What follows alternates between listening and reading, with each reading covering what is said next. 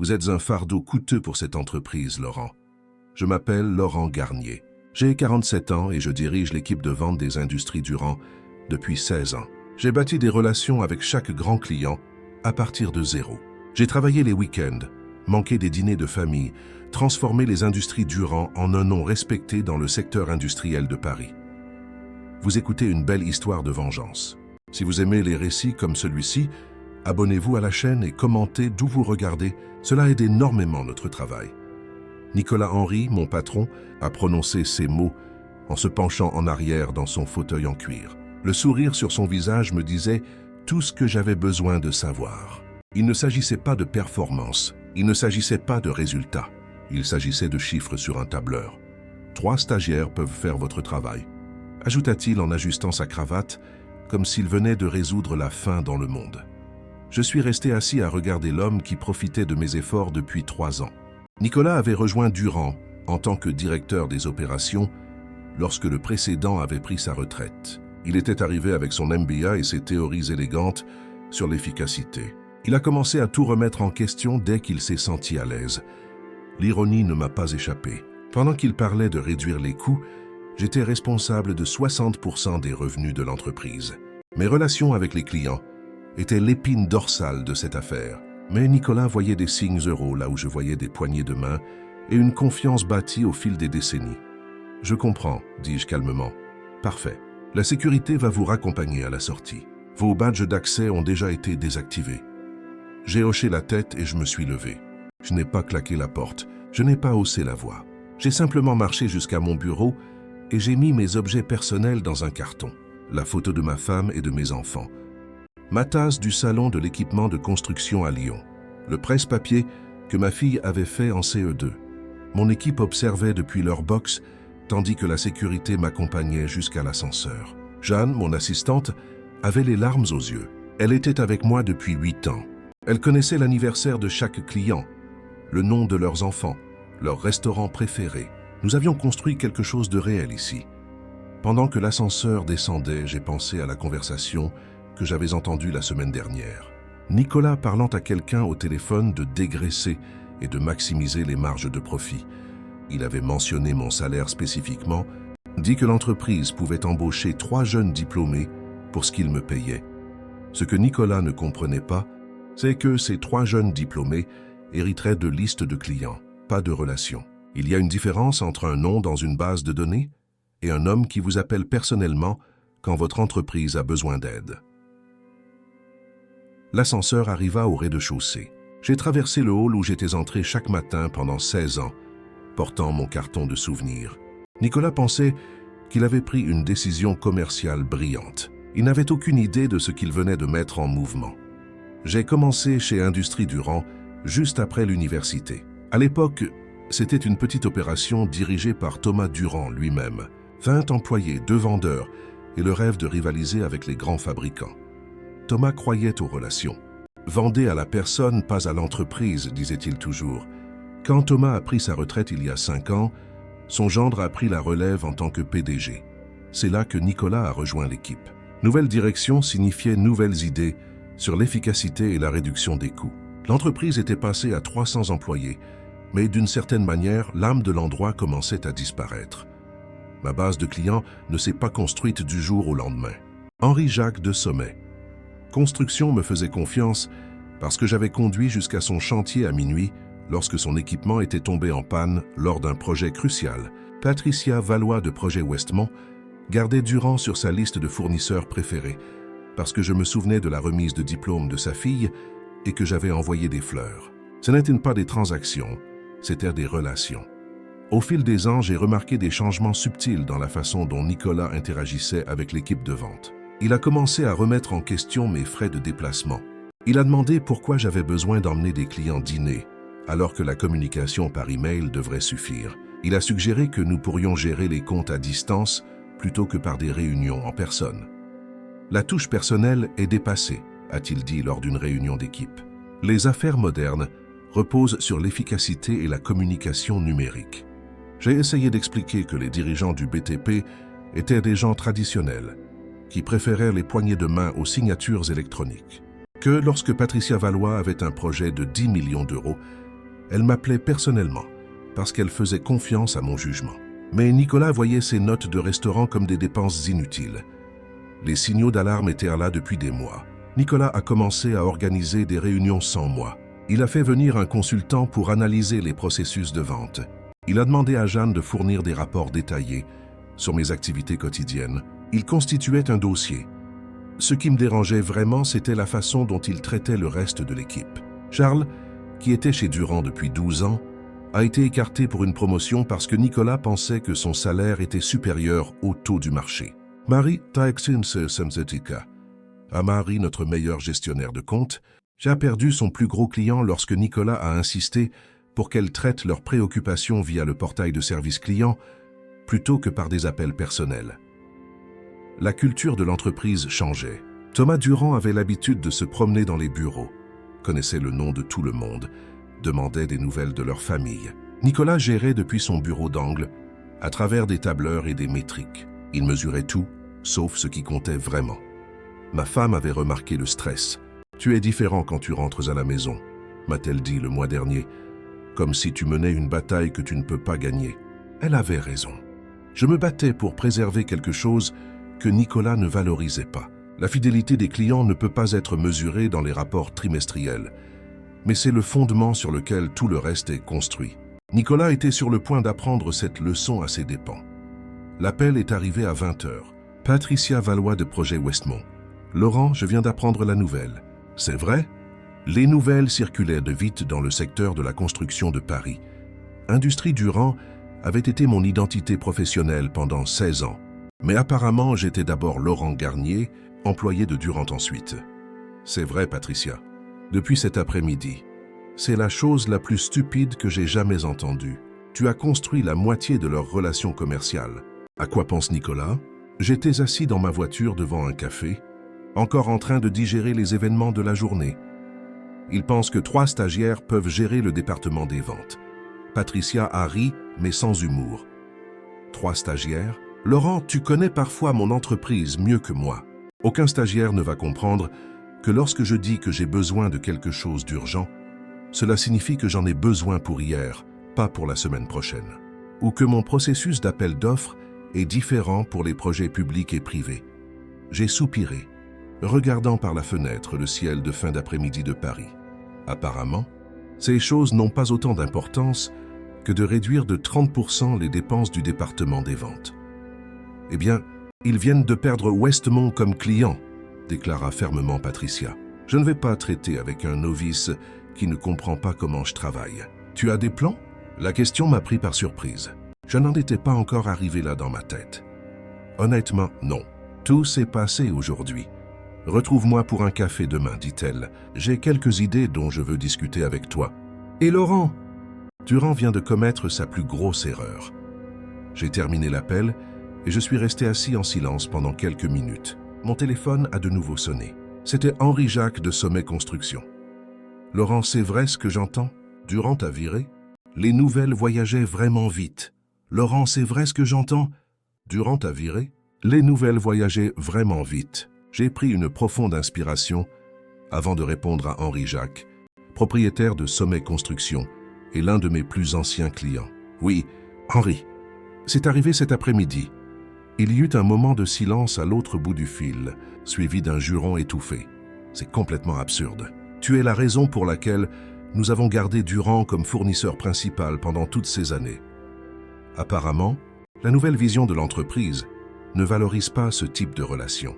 Ai-je répondu, en essayant de garder une voix neutre. Nicolas pense que la technologie peut remplacer le contact personnel. La technologie? Ricana Henri sans humour. Aucune application ne va m'appeler à 3 heures du matin quand un équipement tombe en panne au milieu d'un coulage de béton critique. Aucun système automatisé ne va comprendre pourquoi nous avons besoin de pièces spécifiques qui ne sont pas dans le catalogue standard. J'ai souri légèrement malgré la situation. Henri avait toujours été direct. « Écoute, Laurent, je ne vais pas y aller par 4 chemins. Sommes assis sur le point de démarrer 3 grands projets au prochain trimestre. Nous comptions sur Durand à cause de toi. Maintenant, nous devons repenser cette décision. Je comprends tout à fait. Tu as des plans. » demanda-t-il, faisant écho à la question de Patricia. « Parce que si tu envisages des options, Je veux que tu saches que Sommet valorise les gens qui comprennent ce que signifie un vrai partenariat. En fait, je rencontre Patricia Valois demain, ai-je admis. Elle a mentionné avoir quelques idées. Bien, appelle-moi après. Je veux faire partie de cette conversation. Et Laurent, je suis désolé pour ce qui s'est passé aujourd'hui, mais j'ai le sentiment que cela pourrait être le début de quelque chose de plus grand pour toi. Après avoir raccroché, je suis resté assis dans ma voiture pendant encore quelques minutes, digérant ce qui venait de se passer. En moins de 3 heures depuis mon licenciement, 2 des plus gros clients de Durand avaient exprimé non seulement leur solidarité, mais aussi leur intérêt à continuer à travailler avec moi, où que je sois. J'ai conduit jusqu'à la maison l'esprit en ébullition. Quand je suis arrivé, Louise, ma femme depuis 20 ans, attendait sur le porche. Elle savait. D'une manière ou d'une autre, elle savait toujours. « C'est arrivé, n'est-ce pas ?» demanda-t-elle alors que je montais les marches avec mon carton d'affaires. J'ai hoché la tête, posant le carton par terre pour la serrer dans mes bras. « Comment tu savais ? Tu ne rentres jamais à la maison à 18 heures, sourit-elle gentiment. Et tu parles de cette éventualité depuis des mois. Nous sommes entrés ensemble.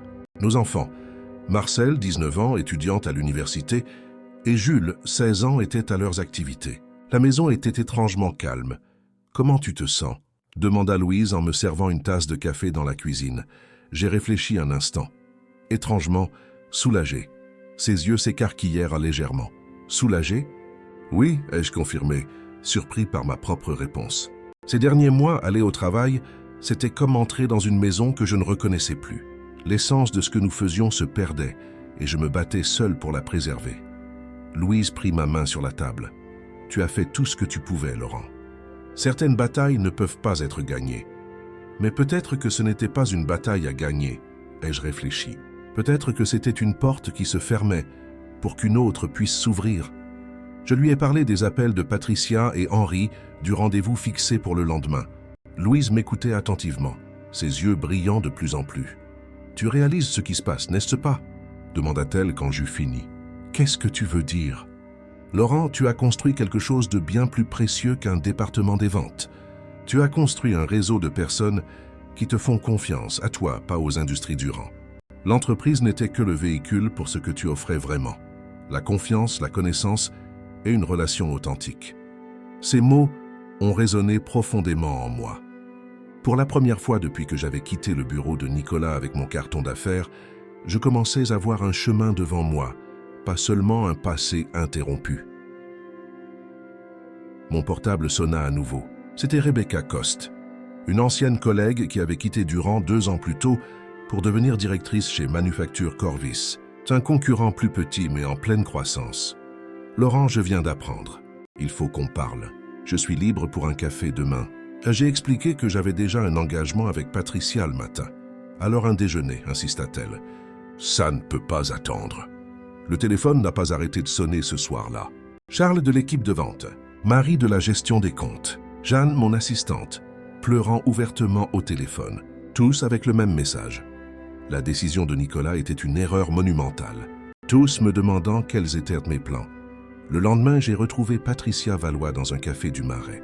La dirigeante de 55 ans, connue pour son approche directe et son intelligence vive, était déjà là quand je suis arrivé, tapotant sur sa tablette. « Laurent », dit-elle en se levant pour me saluer d'une accolade, chose rare de sa part. « Tu as l'air bien pour quelqu'un qui s'est fait licencier hier. » J'ai souri en m'asseyant. Je découvre que je n'ai peut-être pas été aussi licencié que Nicolas l'imaginait. Patricia sourit. Un sourire calculé que je reconnaissais d'innombrables négociations. C'est exactement pourquoi nous sommes ici. Allons droit au but. Westmont a 4 grands projets prévus pour cette année, totalisant plus de 80 millions de travaux. Cela représente environ 15 millions d'euros d'équipements et de fournitures industrielles. Elle fit glisser la tablette vers moi, montrant un tableur détaillé. Ces contrats étaient destinés à Durand. Maintenant, ils sont disponibles. Patricia, j'apprécie ta loyauté, mais je ne représente aucune entreprise pour le moment. Pas encore, corrigea-t-elle en se penchant en arrière. J'ai parlé à Henri de Sommet ce matin. Il a des chiffres similaires à partager. Ensemble, nous représentons environ 25 millions d'euros d'affaires que Durand vient de perdre, sans même s'en rendre compte. Mon téléphone vibra. Un message d'Henri. J'arrive dans 5 minutes. J'ai des nouvelles. qu'est-ce que tu proposes exactement? Ai-je demandé à Patricia. Paris compte plusieurs fabricants d'équipements industriels. Durand est le plus grand, mais pas le seul. Certains sont plus petits, plus agiles, plus disposés à innover. Et désespéré de trouver quelqu'un avec ton expérience et tes contacts.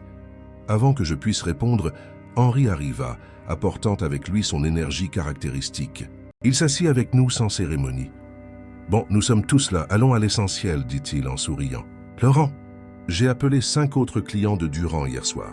Tous ont eu la même réaction. Si tu pars, ils reconsidèrent.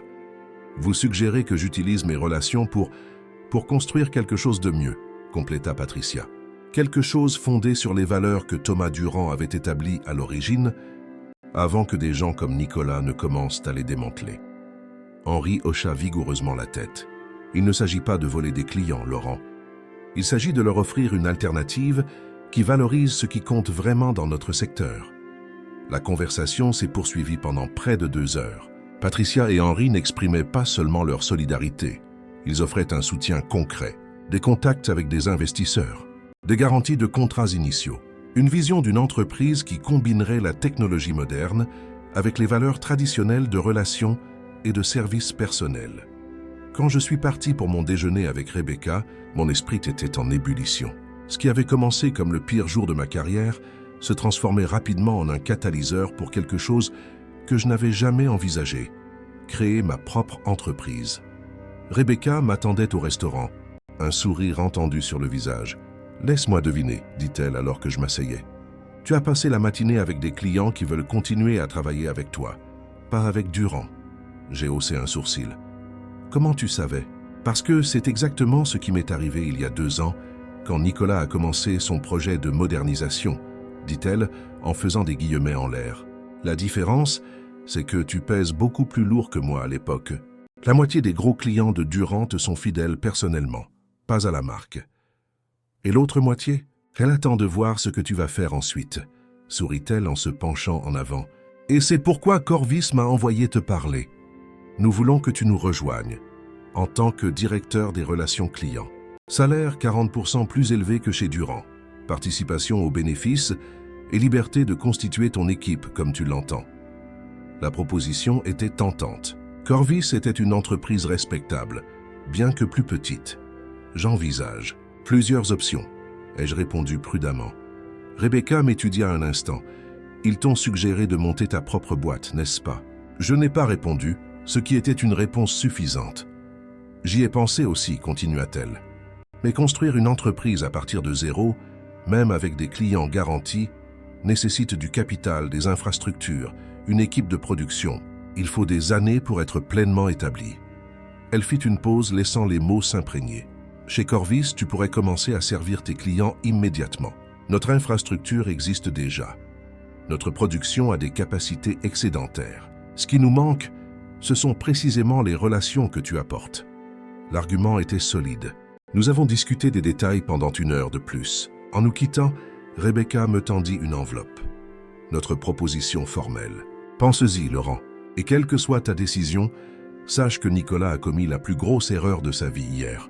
Paris, c'est une grande ville, mais le monde des affaires est petit. La nouvelle s'est déjà répandue.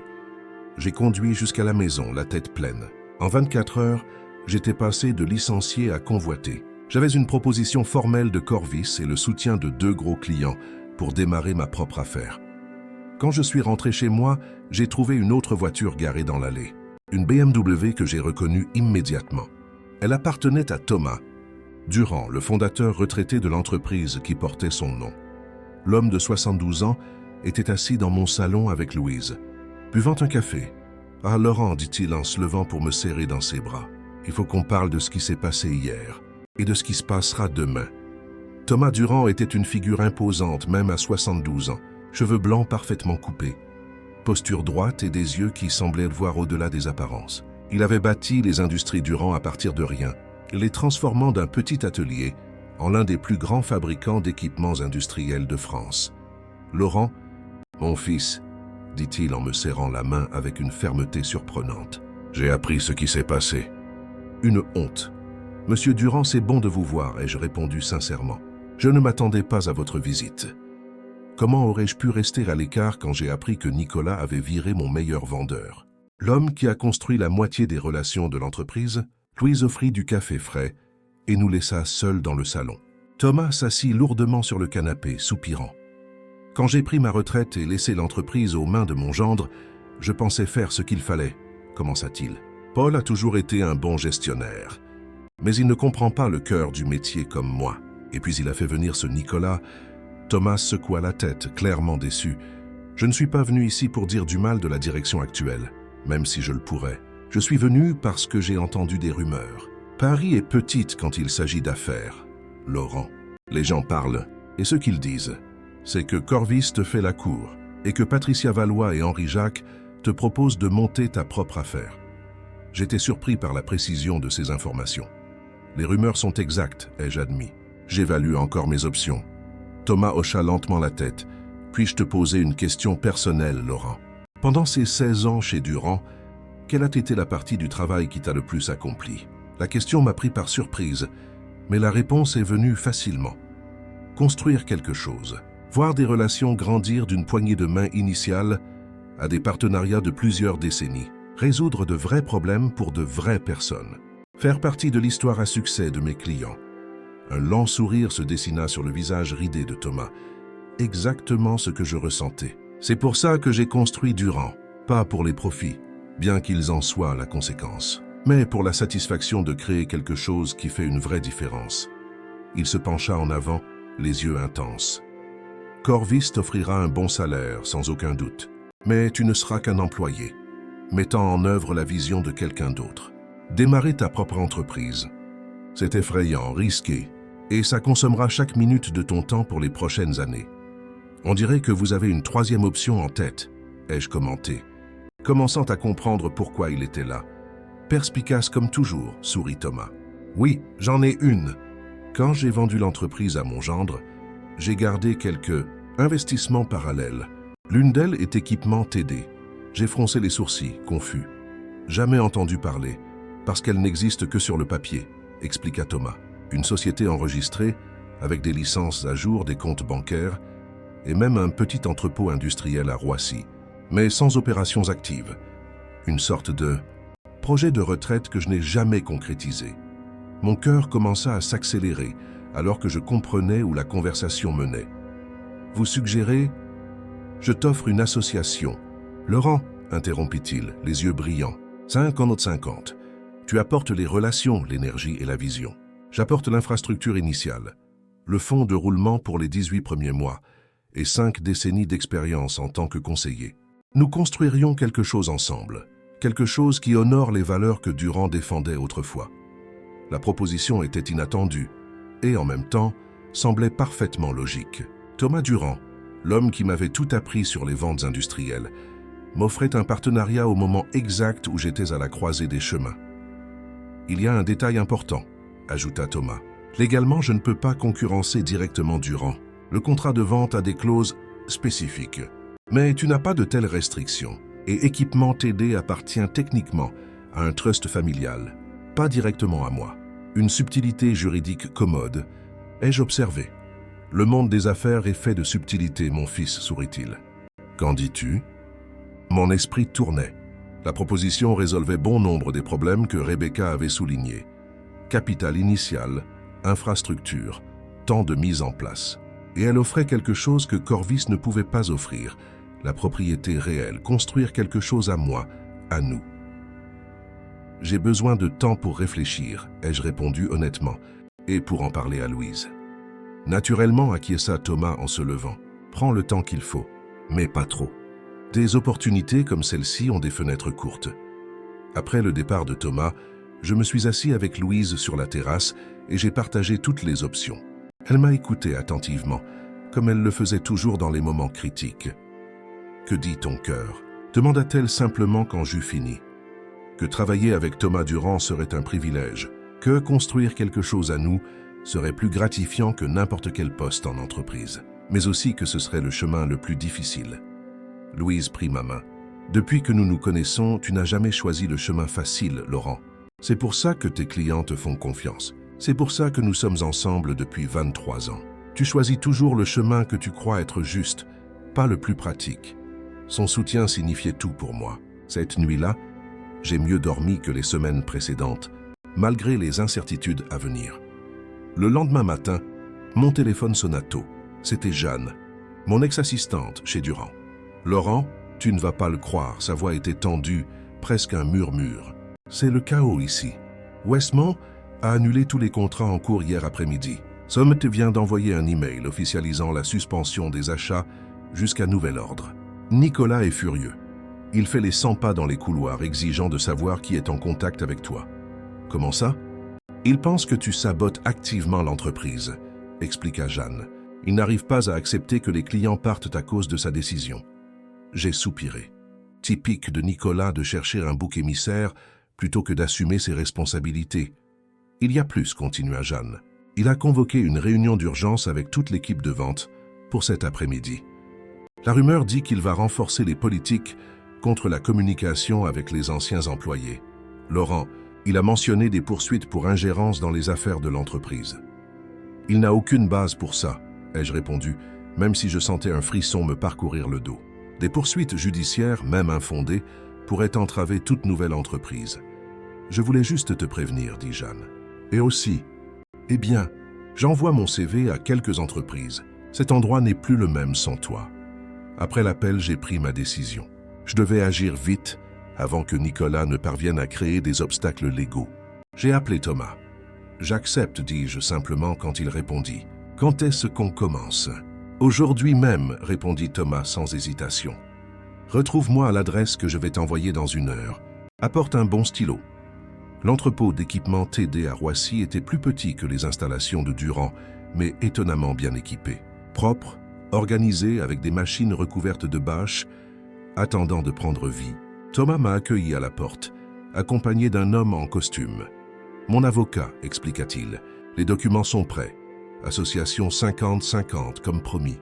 Dès que nous aurons signé, tu deviendras officiellement copropriétaire. » Le processus fut rapide et étonnamment émouvant. En moins de 2 heures, je suis devenu entrepreneur. Thomas me serra fermement la main lorsque le dernier document fut signé. « Bienvenue dans le monde des chefs d'entreprise, Laurent. Maintenant, le vrai travail commence. » Il n'exagérait pas. Les jours suivants furent un tourbillon d'activités. Activation des systèmes, embauche du personnel initial, organisation de la chaîne d'approvisionnement. Thomas était infatigable, son expérience raccourcissant des processus qui auraient normalement pris des semaines. Patricia Valois fut la première à formaliser un contrat avec la nouvelle équipement TD, suivi de près par Henri Jacques.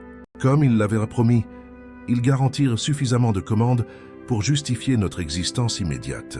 D'autres suivirent, à mesure que la nouvelle se répandait. 1 semaine après mon licenciement, j'étais dans mon nouveau bureau lorsque Rebecca de Corvis appela. « Tu as choisi le chemin le plus difficile », commenta-t-elle lorsque je lui ai expliqué ma décision. « Mais peut-être le plus adapté pour toi. L'offre de Corvis tient toujours si tu changes d'avis. J'apprécie Rebecca. Qui sait, à l'avenir, nos entreprises pourront peut-être collaborer sur un projet. » « Ce serait intéressant, » répondit-elle d'un ton pensif. « Surtout compte tenu de ce qui se passe chez Durand. Qu'est-ce que tu veux dire? Tu n'as pas entendu ?» Sa surprise était authentique. Nicolas met en œuvre une restructuration complète. Département des ventes réduit de moitié. Tout numérisé, automatisé. Il appelle ça Durand 2.0 en interne. Un modèle d'efficacité pour le 21e siècle. Je secouai la tête, même si je savais qu'elle ne pouvait pas me voir. Il double la mise au lieu de reconnaître son erreur. Exactement. J'appelais pour te féliciter, Laurent, mais aussi pour te prévenir. Nicolas parle ouvertement de toi dans les réunions de direction. Il dit que tu voles activement des clients, violant un prétendu accord de non-concurrence. Il n'y a pas d'accord de ce type, ai-je répondu. J'ai vérifié avec des avocats. Il le sait, confirma Rebecca. Mais il crée un narratif. Fais attention. Les hommes comme Nicolas sont dangereux quand ils se sentent acculés. L'avertissement était pertinent. Les jours suivants, j'ai commencé à entendre des rapports similaires. Nicolas me dépeignait comme le méchant, affirmant que j'avais tout planifié, que mon licenciement avait été une manœuvre pour voler les clients de Durand. L'ironie était palpable. L'homme qui m'avait licencié en affirmant que ma fonction était superflue m'accusait maintenant d'être trop vital pour être perdu. Pendant ce temps, Équipement TD se développait rapidement. Nous avons embauché 5 personnes la première semaine, y compris Jeanne, qui a démissionné de Durand dès qu'elle a appris l'existence de ma nouvelle entreprise. Ce n'était qu'une question de temps, expliqua-t-elle lors de son premier jour. L'atmosphère là-bas est toxique. Nicolas a des caméras dans les départements maintenant. Il surveille les conversations, exige des rapports d'activité quotidiens. À la fin de la 2e semaine, j'ai reçu un appel inattendu. C'était Charles qui était resté dans l'équipe de vente de Durand. « Laurent, il faut qu'on parle », sa voix était tendue. Pas au téléphone. « On peut se voir ce soir ?» J'ai accepté, intrigué. Nous nous sommes rencontrés dans un bar discret du 16e arrondissement, loin des cercles d'affaires. La moitié des gros clients sont déjà partis, commença Charles sans préambule, alors que nous nous asseyions. Certains sont venus chez vous, d'autres chez Corvis. Certains ont simplement gelé leurs commandes le temps de réévaluer le marché. Il prit une gorgée de sa bière avant de continuer. Nicolas est désespéré. Il a convoqué une réunion du conseil d'administration pour demain. La rumeur dit qu'il va proposer des mesures légales contre toi et Équipement TD. Il a réussi à documenter certains appels entre toi et d'anciens clients de Durand. Il monte un dossier d'ingérence commerciale. J'ai senti un nœud dans mon estomac.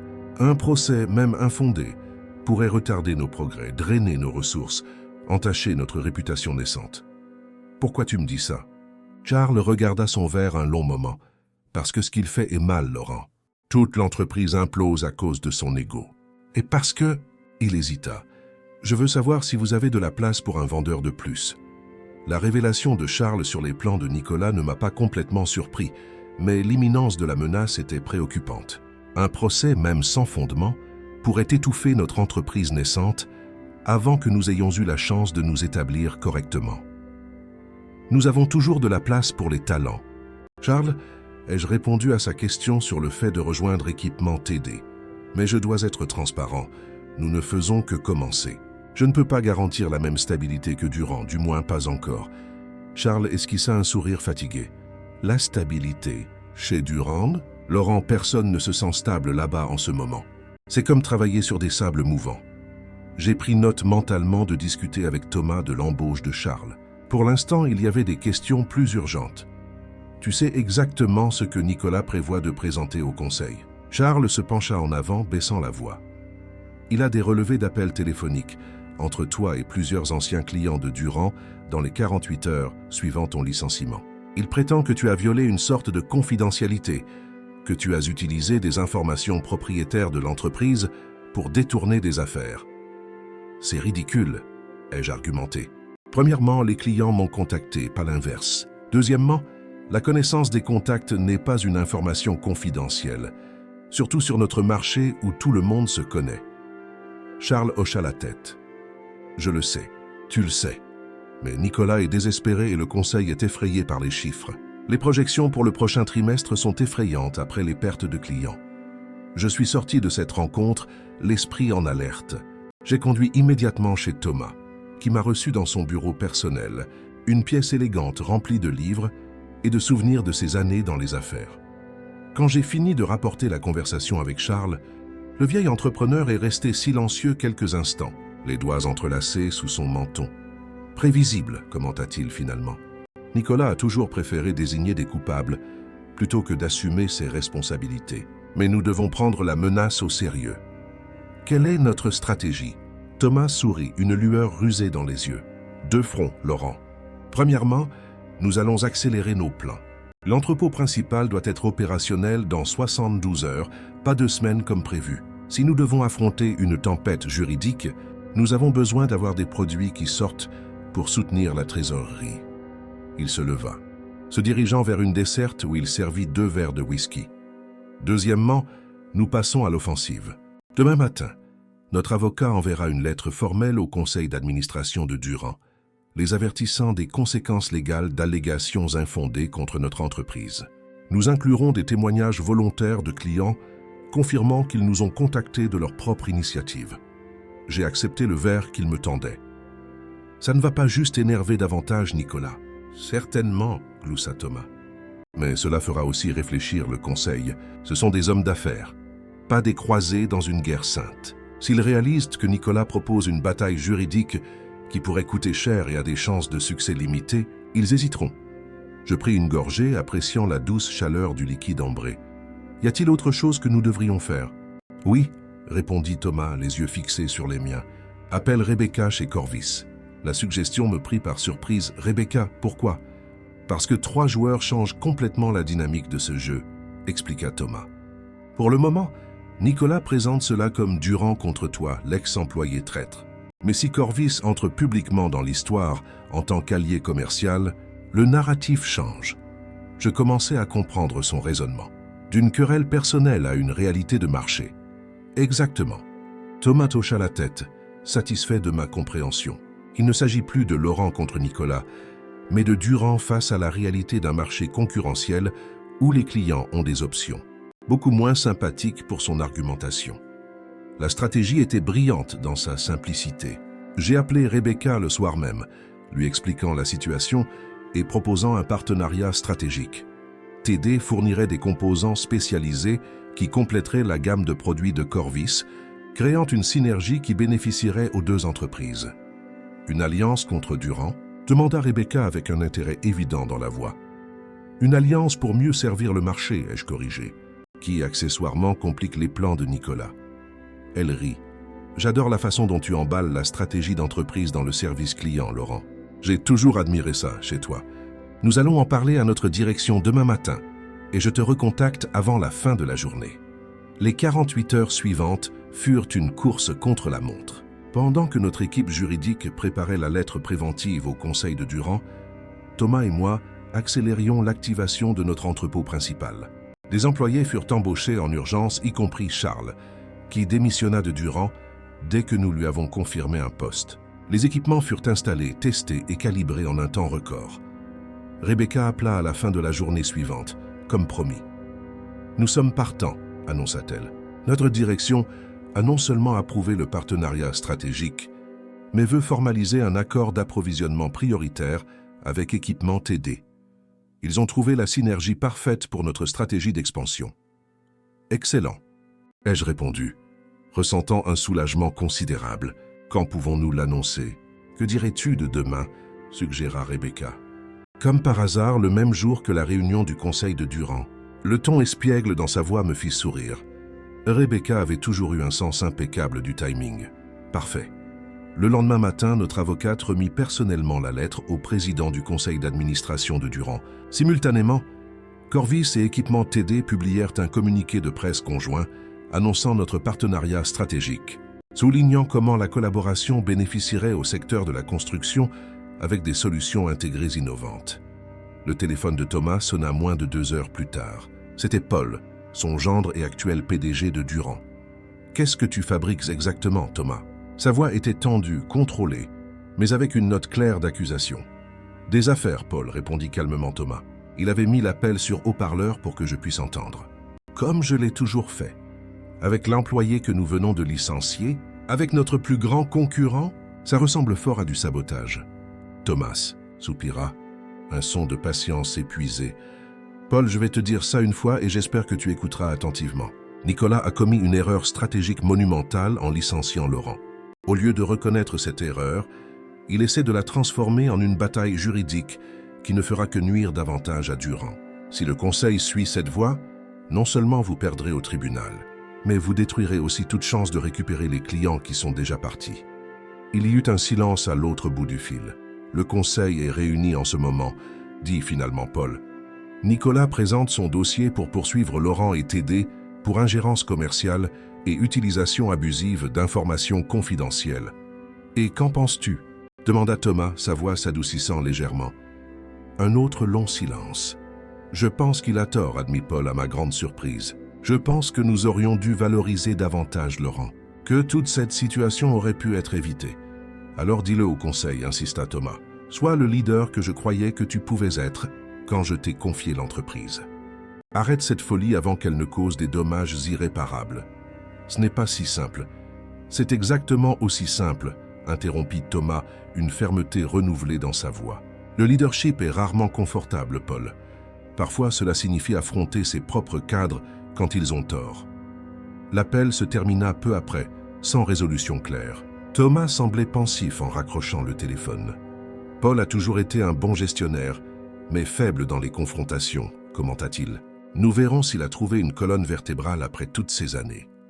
Les heures suivantes furent tendues, remplies d'un travail frénétique dans les locaux de TD pendant que nous attendions des nouvelles de la réunion du conseil. Vers 15 heures, Jeanne reçut des messages de ses anciens collègues chez Durand. Nicolas était sorti de la salle du conseil visiblement furieux, claquant les portes. La confirmation officielle est venue à la tombée de la nuit.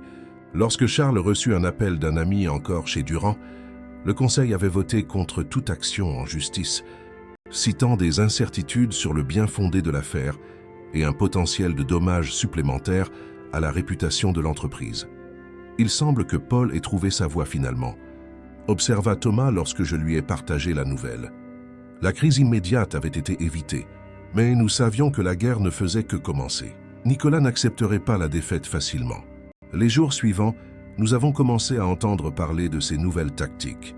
Remises agressives aux clients restants, promesses de livraison accélérée, tentatives de discréditer la qualité des produits de TD dans des conversations avec des clients potentiels. Il est en mode panique, analysa Thomas. Il réduit des marges qu'il ne peut pas soutenir, fait des promesses qu'il ne pourra pas tenir. Que faisons-nous ? Ai-je demandé. Rien, répondit Thomas, me surprenant. Laissons-le creuser son propre trou. Nous nous concentrons sur la livraison de l'excellence, le respect des délais, la construction de relations solides. Le marché n'est pas idiot, Laurent. Les remises temporaires sont séduisantes, mais la fiabilité est ce qui fidélise les clients à long terme. Sa sagesse, comme toujours, s'est avérée juste. Dans les semaines qui suivirent, alors qu'Équipement TD établissait formellement ses opérations et commençait à livrer les premières commandes, nous avons entendu des histoires de clients déçus par Durand, délais non respectés, problèmes de qualité résultant de la précipitation, support technique défaillant en raison de la réduction du personnel. Un mois après mon licenciement, Patricia Valois organisa un dîner pour célébrer le début réussi de notre relation commerciale. Dans l'élégant restaurant de la Défense, elle leva son verre pour porter un toast. À Équipement TD, qui en un mois seulement a prouvé que les affaires ne sont pas faites par des entreprises, mais par des personnes. Je regardais autour de la table. Thomas, rayonnant du renouveau de son esprit d'entreprise. Louise, fière et solidaire comme toujours. Henri-Jacques, déjà en train de planifier l'expansion de nos contrats. Rebecca, notre allié inattendu. Charles et Jeanne, éléments clés de notre nouvelle équipe. À la valorisation des personnes, ai-je répondu en levant mon propre verre. Et au courage de recommencer quand c'est nécessaire. Alors que nous trinquions à l'avenir prometteur, je ne pouvais m'empêcher de penser à la façon dont une décision erronée de Nicolas avait involontairement créé une opportunité que je n'aurais jamais envisagée autrement. Parfois, ce qui semble être une fin n'est que le début de quelque chose de bien plus grand.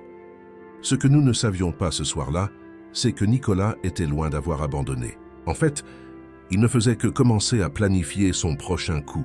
Un coup qu'aucun de nous ne pouvait anticiper. 3 mois s'étaient écoulés depuis la fondation d'Équipement TD. Ce qui avait commencé comme une réponse désespérée à mon licenciement s'était transformé en une entreprise solide et prometteuse. Notre entrepôt à Roissy tournait à pleine capacité, avec 2 équipes de production pour répondre à la demande croissante. Nous avions embauché 43 employés, dont beaucoup d'anciens de Durand qui cherchaient la stabilité après les coupes continues mises en œuvre par Nicolas. Le partenariat avec Corvis prospérait, créant des solutions intégrées qu'aucune des 2 entreprises ne pouvait offrir seule. Notre réputation pour un service personnalisé et des solutions techniques précises se répandait rapidement dans le secteur. Un mercredi matin, Thomas et moi étions réunis dans notre bureau, examinant les plans d'expansion pour le trimestre suivant, lorsque Jeanne entra avec une expression préoccupée. « Désolé de vous interrompre, mais je pense que vous devez voir ça, » dit-elle en posant un dossier sur la table. « Ça vient d'arriver par coursier. » J'ai ouvert le dossier et j'ai trouvé un document officiel. Une notification du ministère des Finances informant qu'Équipement TD serait soumise à un audit fiscal complet, rétroactif aux 5 dernières années d'exploitation. 5 ans, ai-je demandé, confus. Mais nous ne sommes opérationnels que depuis 3 mois. Thomas prit le document, ses yeux se plissant pendant qu'il lisait. « Ce n'est pas une coïncidence, » murmura-t-il. TD existe sur le papier depuis 7 ans, mais n'a jamais eu d'opération significative avant que tu ne me rejoignes. Un audit rétroactif ne trouverait rien d'autre que des déclarations à zéro et quelques frais de maintenance minimes. Alors, quel est le but? Ai-je demandé. L'intimidation, répondit simplement Thomas. Et la perturbation. Un audit fiscal exigera du temps, des ressources et une attention que nous devrions consacrer à la croissance de l'entreprise. Jeanne se racla la gorge discrètement. Il y a autre chose. Marie de Durand m'a appelé ce matin. Il semble qu'ils aient aussi reçu une notification d'audit hier. J'ai échangé un regard avec Thomas. La coïncidence était trop improbable. Nicolas, avons-nous dit à l'unisson. Mais comment? Ai-je demandé. Il n'a pas d'influence au ministère des Finances. Thomas se renversa dans son fauteuil, pensif. Pas directement. Mais tu te souviens de Gustave Mendes, ce client gouvernemental que Durand cultive depuis des années. Le directeur des achats du ministère des Infrastructures. Me suis-je souvenu? Un contrat lucratif. Et le cousin au second degré de la femme de Nicolas, compléta Thomas. Une connexion qui a toujours été gardée discrète, mais qui n'a jamais été un secret pour ceux qui connaissent les coulisses. L'implication était claire et troublante. Nicolas utilisait ses relations pour créer des obstacles administratifs, une tactique que nous ne pouvions pas combattre directement. « Que faisons-nous » ai-je demandé. « Nous coopérons pleinement » répondit Thomas sans hésiter. « Nos comptes sont en ordre, nos impôts à jour. L'audit ne trouvera rien, mais nous devrons supporter les désagréments. Pendant ce temps, nous ne pouvons pas laisser cela nous distraire de nos opérations. » Dans les jours qui suivirent, l'audit commença.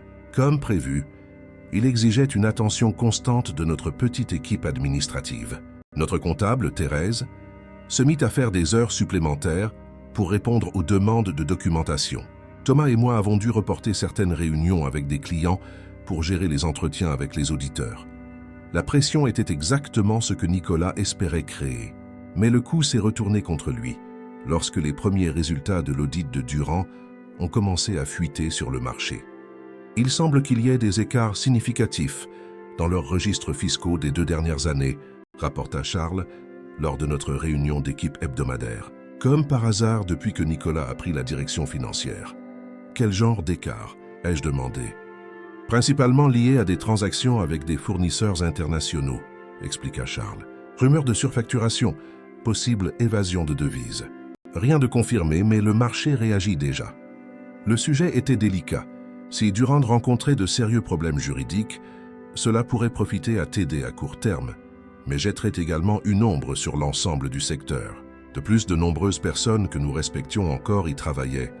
Notre audit, comme prévu, n'a révélé aucune irrégularité. Après 3 semaines d'enquête minutieuse, nous avons reçu un rapport vierge, avec seulement des recommandations mineures sur les procédures comptables. Un désagrément, mais nous l'avons surmonté, commenta Thomas lorsque le dernier auditeur quitta nos locaux.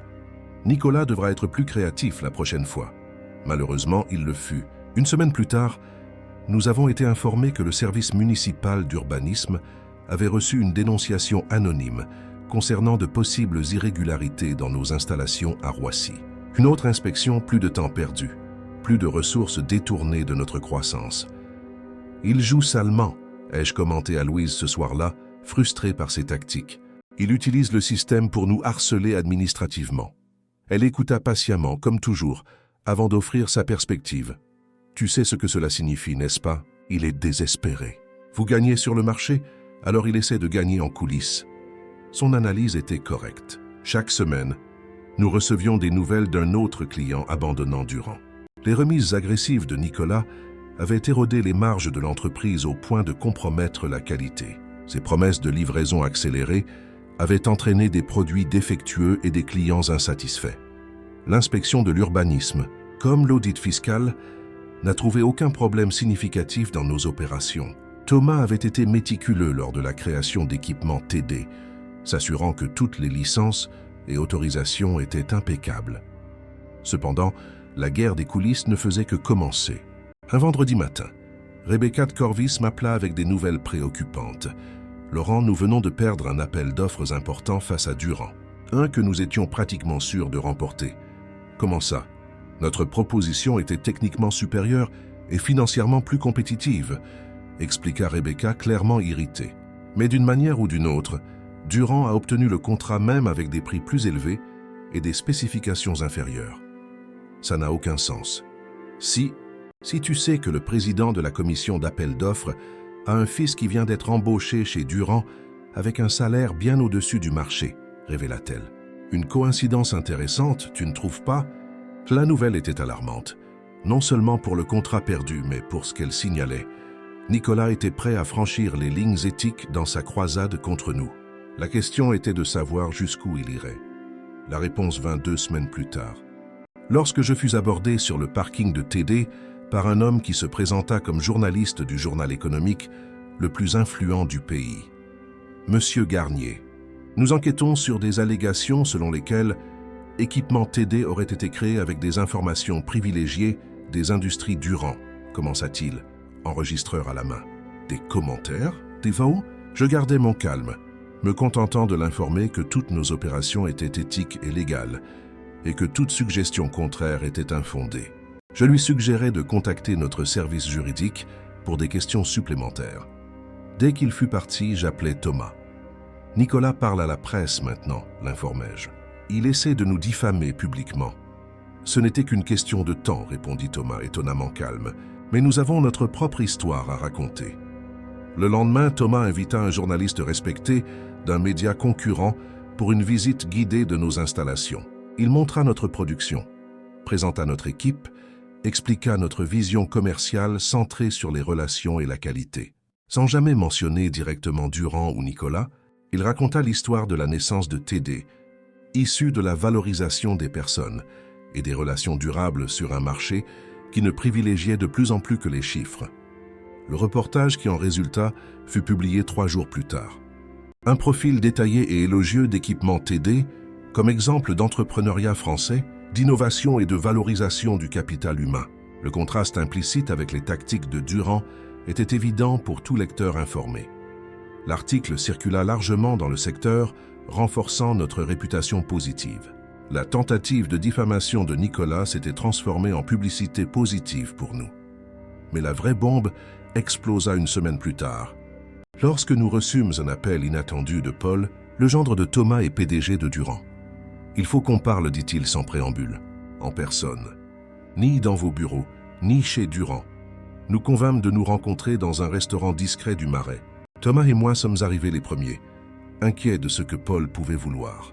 Quand il entra, je remarquai immédiatement à quel point il semblait abattu. Des cernes profonds, une posture tendue, un regard anxieux. « Merci d'être venu, dit-il en s'asseyant. Il commanda un double whisky avant même que nous ayons commencé la conversation, un signe inhabituel pour un homme normalement modéré. « Que pouvons-nous faire pour toi, Paul ?» demanda Thomas, direct comme toujours. Paul prit une longue gorgée de sa boisson avant de répondre. « Je suis ici pour vous avertir, et peut-être pour demander de l'aide. » « Nous avertir de quoi? Aurais-je demandé? »« Nicolas est devenu fou, » déclara Paul en baissant la voix. « Son obsession pour vous a dépassé toute rationalité. Il est prêt à tout pour détruire TD, même si cela détruit Durand au passage. Ce n'est pas nouveau, commenta Thomas. Nous avons déjà vu ces tactiques? Non, vous n'avez vu que la surface, insista Paul. Il hésita, regardant nerveusement autour de lui. Il a falsifié des documents internes pour justifier des décisions douteuses. Il a manipulé les rapports financiers pour cacher l'impact réel de la perte de clients. Et maintenant? Paul s'arrêta de nouveau, luttant apparemment avec ce qu'il était sur le point de révéler. Et maintenant? Pressa Thomas. Et maintenant, il propose au Conseil une fusion hostile avec TD. Il a l'intention d'utiliser le capital d'investisseurs étrangers pour faire une offre sur vos actifs, une offre qui semblera généreuse en surface. Si vous refusez, il prévoit de lancer une guerre des prix à laquelle aucune des 2 entreprises ne survivra, à la différence que Durand a des réserves pour tenir plus longtemps. La révélation nous laissa stupéfaits. L'idée que Nicolas sacrifierait Durand même dans sa vengeance personnelle était presque incroyable. Presque. « Pourquoi nous dis-tu cela ?» ai-je demandé à Paul. Il termina son verre avant de répondre. « Parce que Durand a été construite par mon beau-père, » dit-il en regardant Thomas. « Elle m'a été confiée pour la préserver et la développer, pas pour être utilisée comme une arme dans une vendetta personnelle. Et parce que sa voix vacilla légèrement. J'ai découvert que Nicolas a des traces de ma signature sur des documents que je n'ai jamais vus. Si tout s'effondre, il a de quoi me faire porter le chapeau. Le silence qui suivit fut lourd. Finalement, Thomas parla. « Qu'attends-tu exactement de nous, Paul ?»« De l'aide pour l'arrêter avant qu'il ne soit trop tard, » répondit Paul, « pour sauver Durand et moi-même. » Alors que nous considérions ces paroles, mon téléphone vibra avec un message. C'était Jeanne. Urgent. Je viens d'apprendre que Durand prépare une offre formelle pour équipement TD. Le document fuite dans la presse demain. Je montrai le message à Thomas, dont l'expression resta inchangée alors qu'il s'adressait à Paul. Il semble que nous ayons moins de temps que nous le pensions. Dis-nous tout ce que tu sais sur les plans de Nicolas, chaque détail. Paul parla pendant près de 2 heures, révélant des détails de plus en plus alarmants sur les actions de Nicolas au cours des derniers mois. La situation était pire que nous ne l'imaginions. Il a falsifié les projections financières pour le conseil, expliqua Paul, sa voix basse et tendue. Il a minimisé la perte de revenus, exagéré les perspectives de reprise. Quand les vrais chiffres ont commencé à apparaître, il a blâmé l'équipe comptable pour des erreurs méthodologiques. « Et le conseil l'a cru ?» demanda Thomas incrédule. Paul soupira profondément. Au début, oui, Nicolas a toujours été persuasif, et la plupart des membres du conseil ne comprennent pas les détails opérationnels de l'entreprise. Mais ces dernières semaines, les écarts sont devenus trop importants pour être ignorés. Et c'est là qu'il a décidé de tout miser sur notre acquisition. Ai-je conclu? Exactement, confirma Paul. Il a présenté l'idée comme une solution brillante. Absorber le concurrent qui volait les clients de Durand, éliminer la menace, récupérer les relations perdues. Le tout en un seul mouvement. Avec quel argent? Demanda Thomas, toujours pratique. Durand n'a pas de capital disponible pour une acquisition de cette envergure, surtout avec les pertes récentes. C'est là le plus gros problème. Paul regarda nerveusement autour de lui avant de continuer. Il a trouvé des investisseurs étrangers prêts à financer l'opération, en échange d'une participation significative dans l'entreprise issue de la fusion. Ce que le Conseil ne sait pas, c'est que ces investisseurs sont des personnes avec lesquelles il a des relations personnelles antérieures. Et les conditions du financement sont prédatrices. C'est le moins qu'on puisse dire. Je pris une gorgée d'eau, en absorbant la gravité de la situation. En d'autres termes, il vend Durand pour financer sa vengeance contre nous. Paul hocha gravement la tête. Si vous refusez l'offre publique, la phase 2 du plan est une guerre des prix brutale. Les investisseurs ont accepté de financer des opérations à perte pendant 18 mois, suffisamment longtemps pour forcer TD à la faillite. Ensuite, ils prendraient le contrôle de Durand pour une restructuration. Et tu serais le bouc émissaire, compléta Thomas, fixant son gendre avec un mélange de compassion et de déception. Pourquoi as-tu mis si longtemps à agir, Paul? Peur, admit-il sans détour. Peur de l'affronter, d'admettre que j'avais fait une erreur en lui donnant autant de pouvoir. Et la honte de venir te voir, ajouta-t-il en regardant Thomas. D'admettre que j'avais échoué avec l'entreprise que tu m'avais confiée. Thomas resta silencieux quelques instants, son visage un masque impénétrable. « Et que proposes-tu maintenant » demanda-t-il finalement. « Une contre-offensive coordonnée », répondit Paul retrouvant un peu de contenance. « J'ai accès à tous les documents internes, y compris ceux que Nicolas croit avoir cachés ou détruits. Des preuves de manipulation financière, de décisions prises sans approbation adéquate, de conflits d'intérêts non déclarés avec ses investisseurs. Tu proposes d'exposer ton propre directeur général, ai-je observé. Les conséquences pour Durand seraient dévastatrices. Elles le sont déjà, rétorqua Paul. La question maintenant est de savoir si nous pouvons sauver quelque chose du naufrage. Le plan que nous avons formulé cette nuit-là était risqué, mais nécessaire. Paul retournerait chez Durand et rassemblerait discrètement toute la documentation incriminante contre Nicolas. Thomas activerait ses contacts au sein du conseil, les préparant à ce qui allait arriver.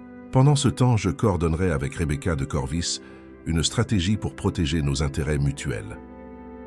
Une dernière chose, ajouta Paul, avant que nous nous séparions. Nicolas prévoit d'annoncer l'offre hostile lors d'une conférence de presse lundi. Vous avez 4 jours pour vous préparer. Le week-end qui suivit fut un marathon de préparatifs. Notre équipe juridique travailla sans relâche, analysant les documents et préparant notre défense légale. Thomas passa des heures au téléphone avec d'anciens collègues et des contacts de confiance, tissant un réseau de soutien invisible. Le dimanche soir, Paul nous envoya un message crypté, avec un lien vers un serveur sécurisé. Nous y avons trouvé un trésor de preuves. Email, mémos internes, registres financiers falsifiés, le tout soigneusement indexé et annoté. C'est plus que suffisant. Commenta notre avocate, maître Camille, après avoir examiné les documents. Nous avons une base non seulement pour bloquer toute tentative d'acquisition hostile, mais aussi pour engager des poursuites pour fraude et manipulation financière. Mais quelque chose me dérangeait encore. Je ne veux pas détruire Durand, ai-je avoué à Thomas, alors que nous étions seuls dans son bureau aux premières heures du lundi matin. Il y a des dizaines de bonnes personnes qui y travaillent, des gens qui n'ont rien à voir avec les machinations de Nicolas. Thomas hocha la tête, ses yeux fatigués reflétant la même préoccupation. Je suis d'accord. Notre combat n'est pas contre l'entreprise, mais contre un homme qui l'a prise en otage à ses propres fins. Le défi est de séparer l'un de l'autre. C'est alors qu'une idée commença à se former dans mon esprit. Une solution qui pourrait résoudre plusieurs problèmes, simultanément. Et si, au lieu de simplement nous défendre, nous contre-attaquions, ai-je suggéré. Non pas contre Durand, mais en sa faveur. Explique, demanda Thomas, se penchant en avant avec un intérêt renouvelé. Et si nous faisions notre propre offre, non pas pour acheter Durand, mais pour proposer une fusion authentique, une combinaison des entreprises sous une nouvelle direction, préservant les emplois, récupérant la vision originale que tu avais pour l'entreprise. Une lueur apparut dans les yeux de Thomas. Cette étincelle familière de vision stratégique dont j'avais été témoin tant de fois au cours des années où nous avions travaillé ensemble. Une manœuvre audacieuse, murmura-t-il.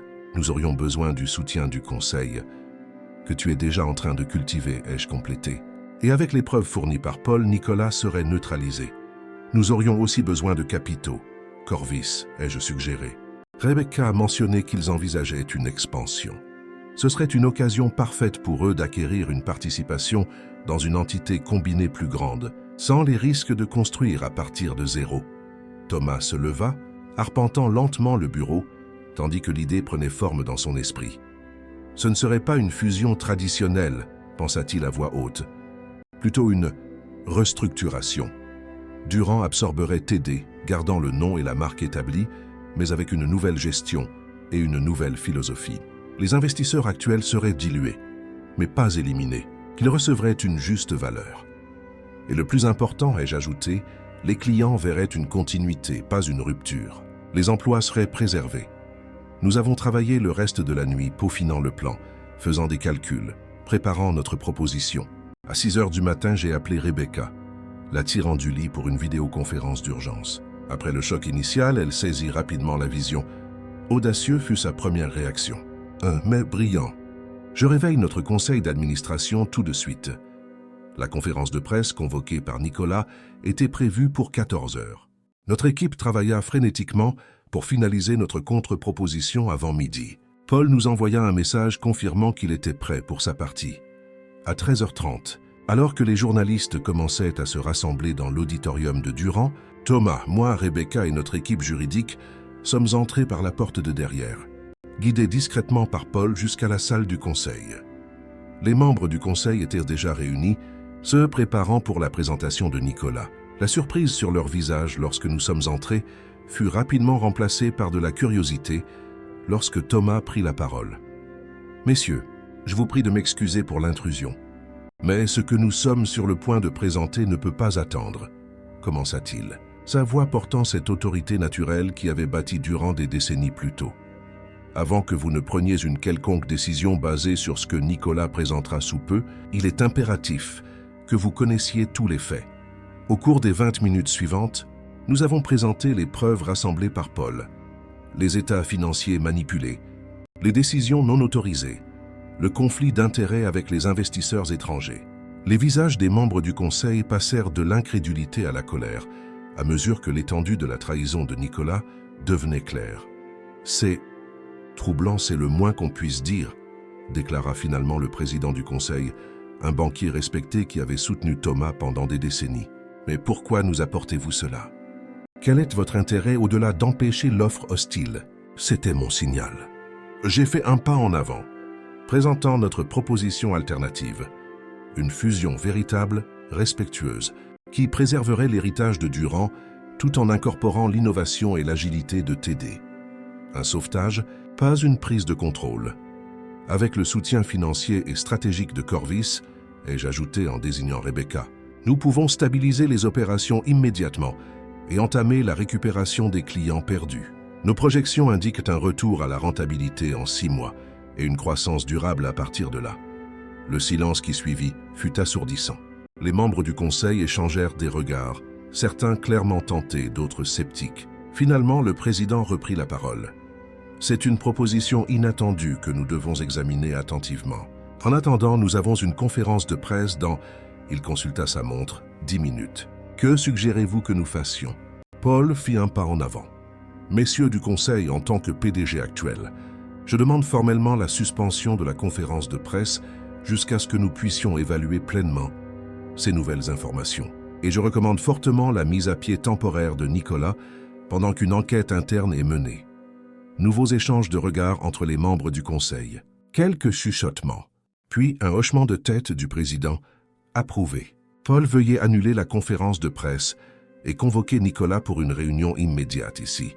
Messieurs, dames, s'adressant à nous, je vous remercie pour votre franchise et votre courage.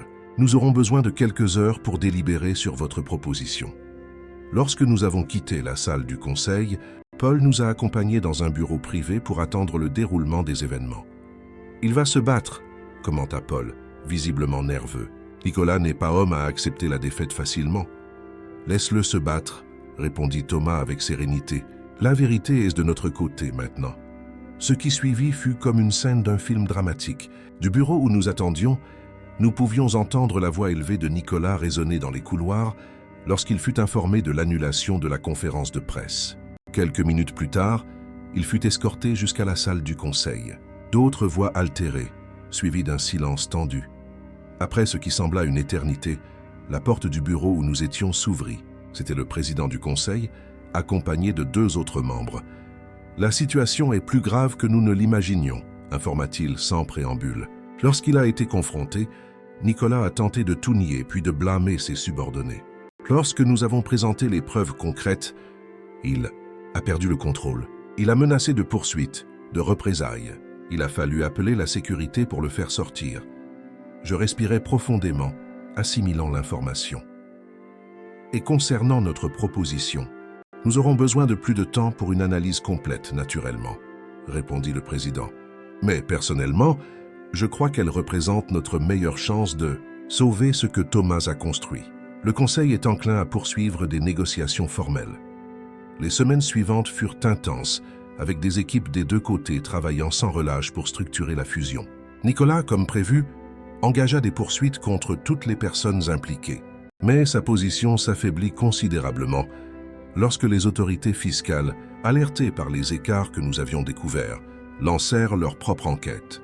Ironiquement, l'audit qu'il avait déclenché contre nous se retournait maintenant contre lui avec une force redoublée. 2 mois après cette soirée dramatique, nous étions prêts à annoncer publiquement la fusion. La conférence de presse, légitime cette fois, réunit les journalistes du secteur dans un hôtel du centre de Paris. Paul ouvrit la session, expliquant la vision de la nouvelle entreprise combinée, qui garderait le nom Durand pour sa valeur historique, mais incorporerait la philosophie centrée sur les relations qui avait fait le succès de TD en si peu de temps. Quand vint mon tour de parler, je regardais l'assemblée de visages attentifs, journalistes, employés anxieux des 2 entreprises, clients et partenaires, et je sentis le poids du moment. Il ne s'agit pas de l'histoire d'une acquisition ou de la victoire d'une entreprise sur une autre, commençai-je. C'est l'histoire d'un retour aux valeurs fondamentales qui aurait toujours dû guider notre secteur, des relations humaines authentiques, une confiance bâtie au fil du temps, un engagement envers la qualité qui transcende les trimestres fiscaux. Je m'arrêtai brièvement, croisant le regard de Thomas au premier rang, la fierté évidente dans ses yeux. Il y a 4 mois, lorsqu'on m'a licencié de Durand, j'ai pensé que c'était la fin d'un voyage. Aujourd'hui, je comprends que ce n'était que le début de quelque chose de bien plus grand. Parfois, nous avons besoin de perdre quelque chose de précieux pour découvrir ce qui compte vraiment. Et ce qui compte au final, ce ne sont pas les marges de profit ou l'efficacité opérationnelle prise isolément, mais les gens qui forment nos équipes, ceux qui nous font confiance en tant que fournisseurs, ceux qui dépendent des produits que nous créons. La salle était dans un silence absolu, chaque mot absorbé avec intensité. La nouvelle Durand sera une entreprise pour les gens, dirigée par des gens qui comprennent la valeur de chaque poignée de main, de chaque promesse tenue, de chaque relation construite avec patience et intégrité. En concluant mon discours, je réalisais que l'histoire avait bouclé la boucle.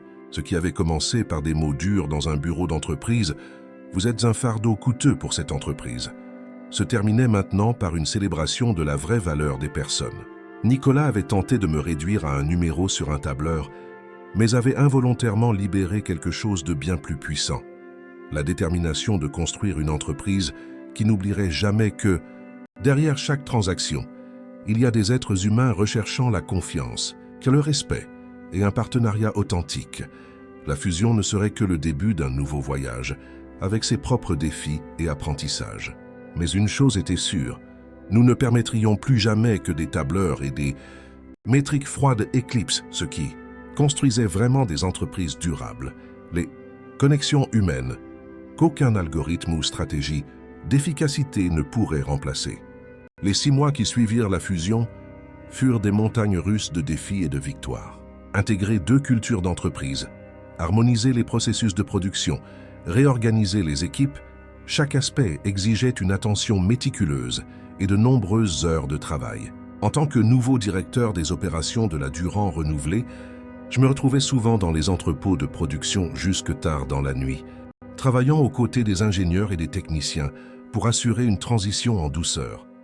Paul resta PDG, mais avec une approche transformée, plus participative et moins isolée. Thomas, officiellement conseiller stratégique, était en réalité le cœur battant de l'entreprise ressuscitée, son enthousiasme contaminant du conseil d'administration jusqu'à l'atelier.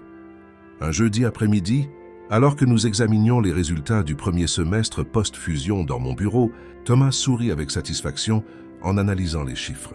« Nous avons dépassé les projections de 12%, observa-t-il, en ajustant ses lunettes de lecture. Et nous avons récupéré 78% des clients qui étaient partis pendant l'ère Nicolas. La qualité des produits a aidé, ai-je répondu.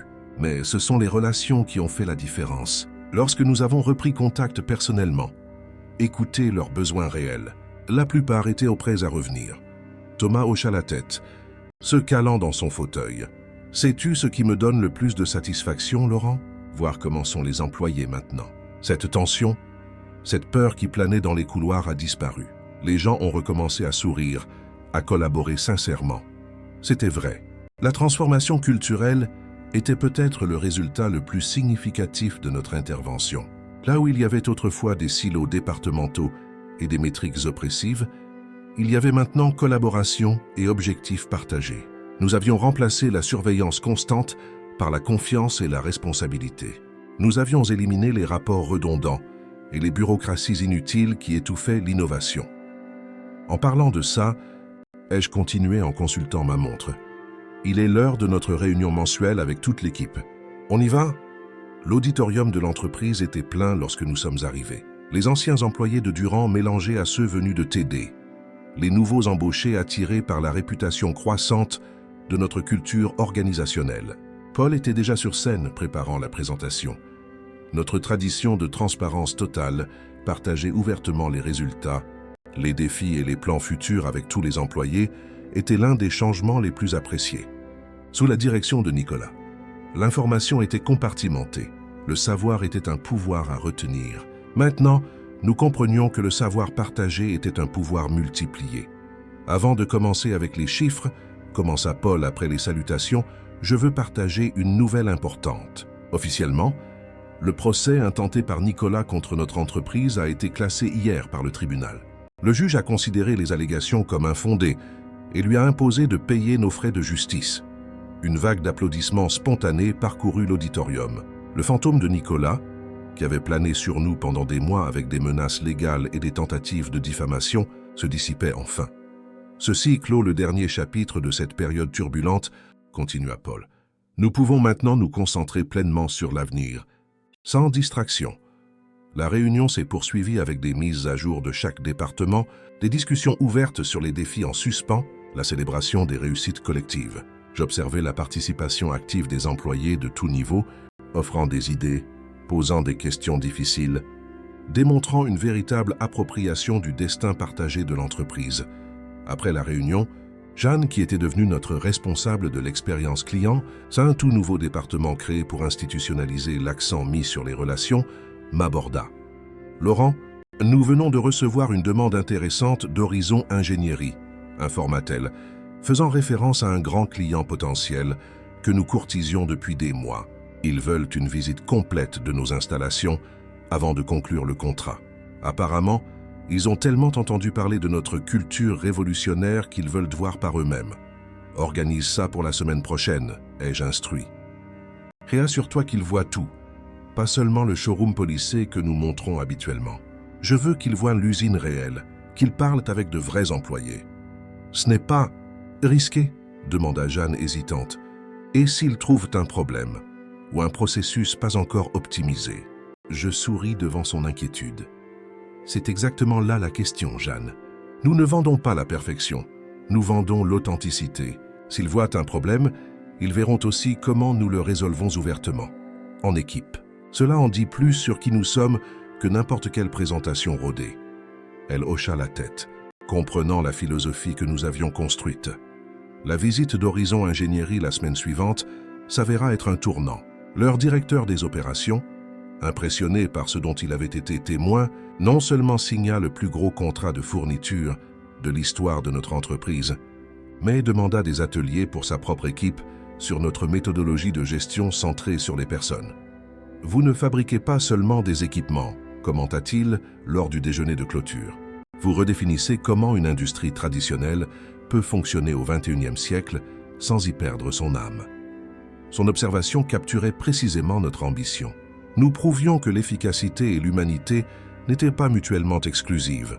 Au contraire, la véritable efficacité durable ne pouvait émerger que lorsque les gens se sentaient valorisés, engagés et alignés sur un objectif plus grand. Le succès attirait l'attention. Les magazines spécialisés demandaient des interviews, les écoles de commerce nous invitaient pour des conférences. D'autres entreprises du secteur commençaient à mettre en œuvre des aspects de notre approche. Les mêmes médias que Nicolas avait tenté de manipuler contre nous présentaient maintenant comme une étude de cas de transformation organisationnelle réussie. Un après-midi, Rebecca de Corvis, désormais notre partenaire stratégique et investisseur minoritaire, me rendit visite pour une mise à jour trimestrielle. « Vous avez créé un monstre, tu sais » commenta-t-elle avec un sourire en s'asseyant dans mon bureau. Dans le bon sens du terme. De plus en plus de clients nous demandent si nous adoptons le modèle Durand dans nos opérations. « Et vous le faites » ai-je demandé, curieux. « Nous le mettons en œuvre progressivement, admit-elle. Ce n'est pas facile de changer des décennies de culture d'entreprise traditionnelle. Mais les premiers résultats sont prometteurs. Notre taux de rotation du personnel a chuté de 23% dans les départements qui ont adopté vos pratiques de gestion transparente. La conversation dériva vers nos plans communs pour l'avenir. Nouveaux produits, nouveaux marchés, possibles expansions internationales. Le partenariat avec Corvis s'était avéré mutuellement bénéfique, leur donnant accès à notre expertise en relations clients et à nous des ressources pour une expansion accélérée. Quand Rebecca partit, je retrouvai Thomas dans le jardin intérieur que nous avions créé, là où se trouvait autrefois un parking sous-utilisé. Un espace où les employés pouvaient se détendre, échanger des idées de manière informelle ou simplement se reconnecter avec la nature pendant les pauses. « Tu sembles satisfait », observa-t-il en m'indiquant le banc à côté de lui. « Je le suis », ai-je confirmé en m'asseyant. Je viens de réaliser que cela fait exactement 1 an que Nicolas m'a appelé dans son bureau pour me licencier. Thomas sourit, ses yeux reflétant la sagesse de ses 73 ans. La vie a un sens de l'ironie remarquable, n'est-ce pas? Ce moment qui semblait être une tragédie personnelle s'est avéré être le catalyseur de quelque chose de bien plus grand que ce qu'aucun de nous n'aurait pu imaginer. « Tu le soupçonnais déjà ?» ai-je demandé. « Quand tu m'as contacté avec la proposition de t'aider, entrevoyais-tu déjà ce résultat ?» Il contempla la question un instant. « Pas ce résultat spécifique, répondit-il honnêtement.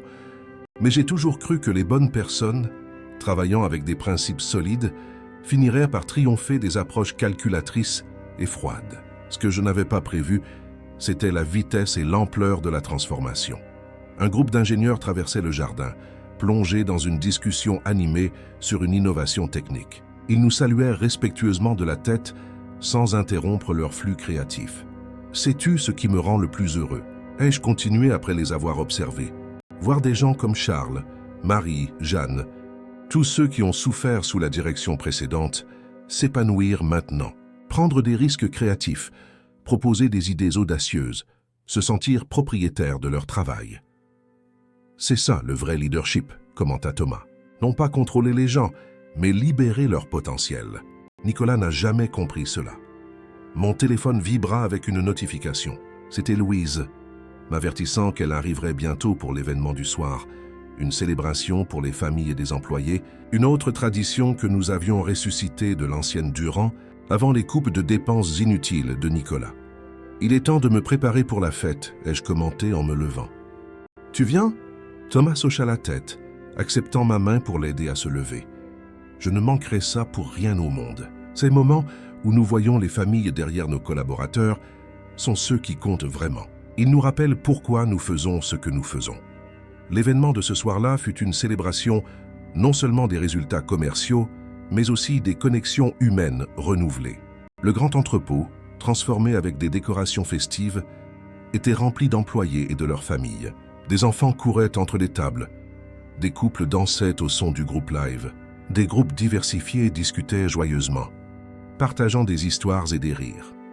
Paul fit un bref discours de bienvenue, suivi de Thomas, dont la présence patriarcale inspirait toujours respect et affection. Quand vint mon tour, je montai sur la petite scène improvisée et observai la mère de visage familier et nouveau. Il y a 1 an, commençai-je sans note préparée, parlant simplement avec le cœur, quelqu'un m'a dit que j'étais un fardeau coûteux pour l'entreprise, que les relations personnelles étaient obsolètes dans le monde moderne des affaires, que l'efficacité signifiait éliminer le facteur humain des équations d'entreprise. Je fis une pause, laissant les mots résonner. Aujourd'hui, en vous regardant tous, en regardant ce que nous avons construit ensemble, les records que nous avons battus et les vies que nous avons transformées, je vois la preuve vivante du contraire. Il n'y a pas de facteur humain comme quelque chose de séparable des affaires. Les affaires sont humaines. Elles sont faites de relations. Elles sont faites de confiance bâtie patiemment, mot après mot, action après action, au fil du temps. Mes yeux rencontrèrent Louise dans la foule, son expression rayonnante de fierté.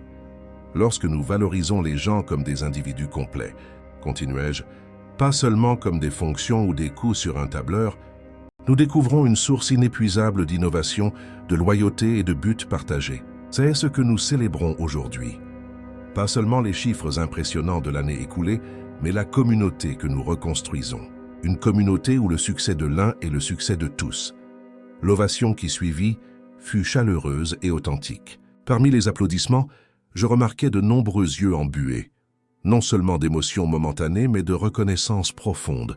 Chaque personne dans cette salle avait expérimenté la différence entre être traité comme une ressource jetable et être valorisé comme un collaborateur essentiel d'une vision partagée.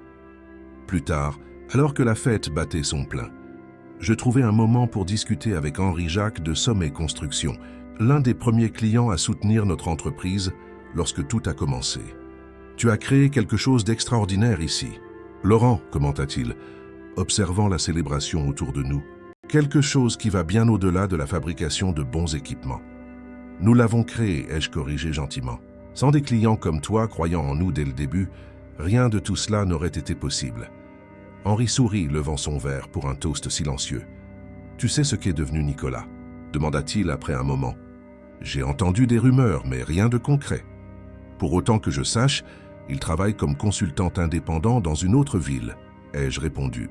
Je ne lui en veux pas. D'une certaine manière, je lui dois un remerciement paradoxal. Sa décision erronée a ouvert des portes que je n'aurais jamais envisagées autrement. Magnanime de ta part, observa Henri, mais c'est aussi tout à fait toi. Tu as toujours été capable de voir la situation dans son ensemble, au-delà des petites vengeances qui consument la plupart des gens. L'observation me toucha. Il était vrai que, malgré tout le conflit, je n'avais jamais ressenti de désir sincère de représailles contre Nicolas. Mon objectif avait toujours été la construction, pas la destruction. Alors que la soirée avançait, je trouvais un moment pour rester seul dans un coin tranquille, observant la célébration en plein essor. Je vis Charles, maintenant notre directeur des ventes, expliquer avec animation quelque chose à un groupe de clients. Marie, promue responsable des projets stratégiques, riant avec son équipe. Jeanne coordonnant discrètement les détails de l'événement avec son efficacité caractéristique. Thomas s'approcha, accompagné de Paul, tous deux avec des expressions contemplatives. « Perdu dans tes pensées ?» demanda Thomas. « J'apprécie juste le moment, ai-je répondu, et je réfléchis à la façon dont nous sommes arrivés ici. » Ce fut tout un voyage, commenta Paul, une humilité dans sa voix qui aurait été impensable un an plus tôt, avec plus de hauts et de bas que n'importe quel plan d'affaires n'aurait pu le prévoir. « La meilleure partie, ajouta Thomas, c'est que ce n'est que le début.